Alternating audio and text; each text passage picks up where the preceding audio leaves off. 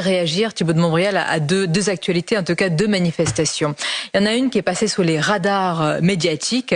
Elle s'est déroulée il y a quelques jours dans la capitale où il y a une manifestation d'Afghans. Je rappelle en quelques mots, c'est suite à l'incendie qui s'est déclenché rue de Charonne où il y a un locataire qui a reçu des personnes dans son appartement, dont 2 personnes afghanes. Elles sont mortes par balle et puis eh bien, ça a déclenché un grand émoi au sein de la communauté. Puis il y a eu cette manifestation qui a dégénéré avec des images vraiment d'une violence incroyable. Ce ne sont pas des violences urbaines, c'est plus que cela. Très peu de réactions politiques. Comment vous décrivez ce qu'on voit à l'antenne? L'un des mots MAUX de notre pays, c'est évidemment de ne pas avoir maîtrisé le flux migratoire depuis 40 ans et surtout que les politiques de droite ou de gauche n'ont jamais compris que de faire rentrer une partie importante de population qui était culturellement complètement différente allait confronter notre pays dans toutes ses strates à des défis qui étaient encore inenvisageables il y a quelques décennies. On vous comprend bien, c'est la loi du nombre que vous dénoncez. C'est la loi du nombre et le fait que on a fait venir des gens qui sont venus avec leur culture et que on a laissé par faiblesse, par lâcheté, etc.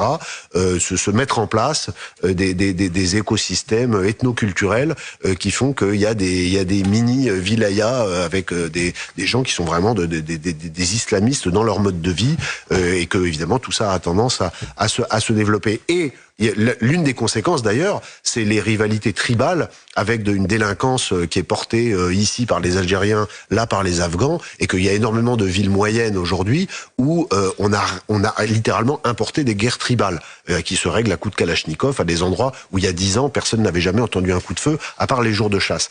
Donc là, pour en revenir à ce que vous avez rappelé à nos téléspectateurs et auditeurs, ce qui s'est passé, c'est que samedi, suite à ce règlement de compte, semble-t-il, au sein de la communauté afghane, qui en plus a abouti à un incendie volontaire qui aurait pu mettre le feu à tout un immeuble, qui heureusement a été maîtrisé très vite par les pompiers, eh bien, il y a eu une manifestation d'Afghans rue de Charonne, dans le 11e arrondissement, qui n'étaient pas contents parce qu'ils voulaient savoir ce qui s'était passé, alors que la brigade criminelle y travaille. La brigade criminelle, donc j'estime que l'enquête ne va pas assez. Service d'élite de la police parisienne qui est saisi, et dans une enquête criminelle, ça prend toujours du temps, mais les policiers travaillent. Personne n'a pris ce dossier à la légère.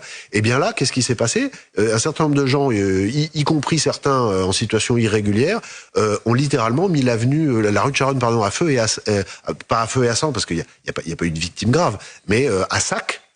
En agressant les gens aux terrasses des cafés, etc., tout simplement parce qu'ils n'étaient pas contents. Mais je vais dire une chose un peu brutale, Sonia Mabrouk.